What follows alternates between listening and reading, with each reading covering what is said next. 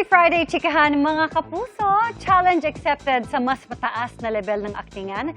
Sina kapuso stars Dave Bornea, Chanel Agustin at Shane Saba. Bibida sila sa magpakailanman episode na tungkol sa pamilyang may special needs. May chika si Nelson Canlas. Starting the year with so much positivity, sina Dave Bornea, Chanel Agustin at Shane Saba. Bukod sa pagpupursige sa trabaho, gusto rin nilang makapag-share sa kapwa. Tulad ni Dave na putting his talent to good use by inspiring the next generation. Nagturo ako ng dance sa mga kids.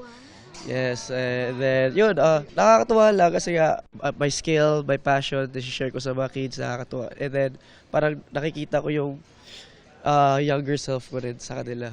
Speaking of inspiring others, gaganapan 3 sa episode ng Magpakailanman sa Sabado ng gabi na pinamagatang My Special Family.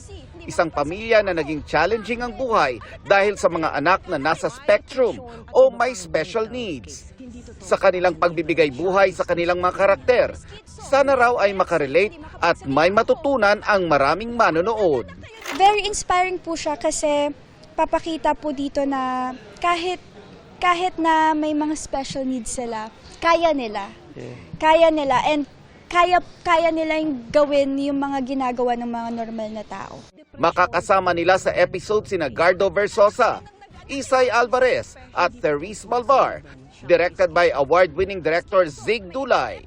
Challenging siya for me kasi first time ko po magkaroon ng role na parang kailangan ko maging matured, maging strong, lalo na sa mga kapatid ko kasi nga may mga special needs sila. Nelson Canlas, updated sa Showbiz Happenings.